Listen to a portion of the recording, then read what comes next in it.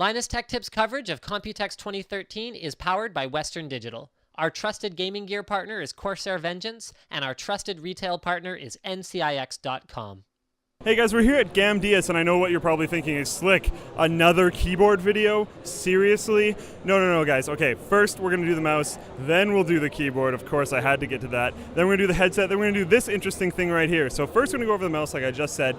At first, it looks nuts. There's tons of stuff all over the place. There's 11 macro keys, all over the place. It's all programmable. They have a nice software for all of their things tied into one. Let's actually jump up to that real quick. So this is their software. Right now, I just have the mouse and keyboard plugged in. So at the bottom, you can see mouse and keyboard are available. So one piece of software, all your peripherals, as long as they're all from GAMDIAS. All right, we're going to jump back down, not spend too much time on the software as it's still mostly in beta. If I flip the mouse over, you'll find three scroll wheelie type things right here. As you can see, they're connected directly, if I can spin this out, to the plastic panel that is closest to them. So this one controls this panel, this one controls this panel, and this one controls this panel, making it a very adjustable mouse. Apparently there's also going to be options for other plates to go on this as well. And on this side, they noted that some people with smaller hands had problems getting their pinkies caught in here. So on the actual production model that will be released, they're going to have a plug that can go there temporarily, and they can remove it later on if they don't want it. Personally, I would leave it out because I think it looks great without it, and my pinky is not going to be caught there. I currently have the mouse set up in a configuration for my hand, so I usually claw grip mice, and this mouse isn't big enough for me to palm grip anyways, but I never palm grip anything, so it's not really that big of a deal.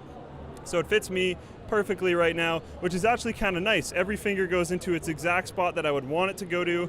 My pinky doesn't drag along the mat, my thumb doesn't drag along the mat, everything is working fine. It's a fine looking mouse. We're gonna move on to the keyboard. Now again, Slick, another keyboard review. This one does actually have some interesting things. First off, I noticed this little camera button, and that intrigued me. It's a recording button or a streaming button or a network streaming button or whatever you want it on release. It's not ready yet, but I have been told what you can do is you can live stream with it, or you can local record with it, or you can stream to another computer in the house. So if you have someone with a home theater computer set up to the TV, you can stream to that. Your dad or your family or your mom or whoever wants to watch you play whatever game you're playing can watch there. I don't know if you have anyone that wants to just sit and watch you play games, but that is a cool option. Now moving forward, if I pull this key off, they'll probably not be too happy that I didn't use a key puller, but I don't know, whatever. So, sorry GAMDIAS. It looks like cherry blue switches. It looks fairly standard, but then there's this little square around the switch. That is a way of dampening the press so it doesn't actually bottom out, which makes it quite a bit quieter. If I'm going to put the mic there.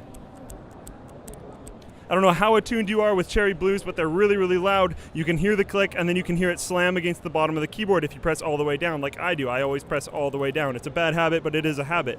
So that dampens it and also makes less total travel time and makes it spring up faster. They're claiming that is a type of hybrid switch, and it'll feel more like a red than it does like a blue.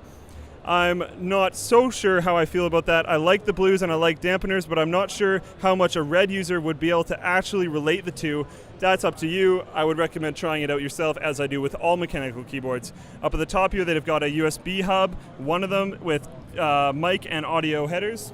Not headers, plugs. Sorry about that. Talked a lot today.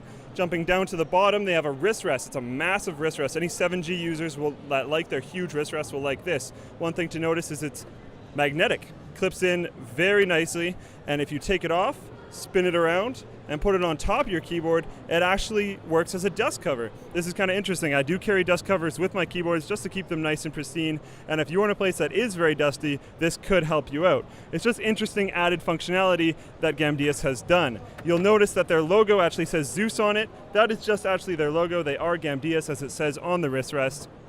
Moving past the keyboard, we get to Hephaestus.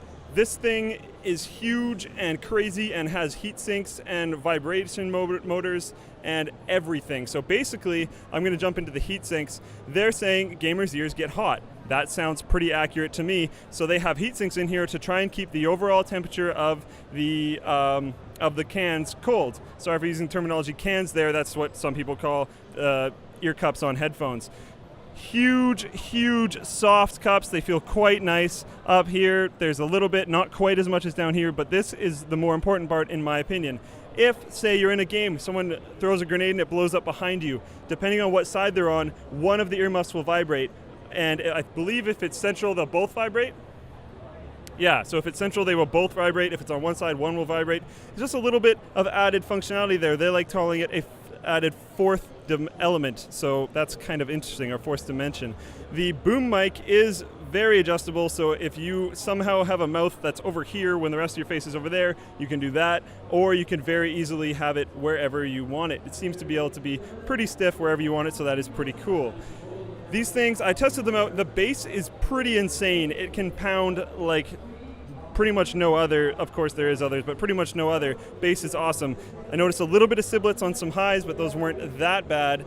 And that brings us to this guy. This guy's quite interesting. It adheres to your monitor through 3M stickers, and it's actually not that bad. Apparently, if you take it off, it doesn't leave, it won't pull any of the paint off your monitor, although it may leave some residue.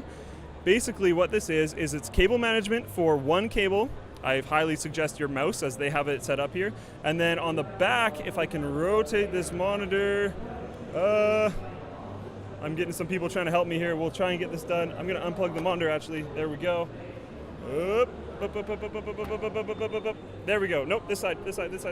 There you go. USB 2.0 hub on the back. That is actually pretty cool. And then this, you've probably been wondering what that was doing there. I had the headphones hooked up there, and that's actually what makes sense. A lot of people don't have headphone holders. Personally, I have Sennheisers that came with a headphone holder, and I love it. If you don't have a headphone holder, this is not a bad idea.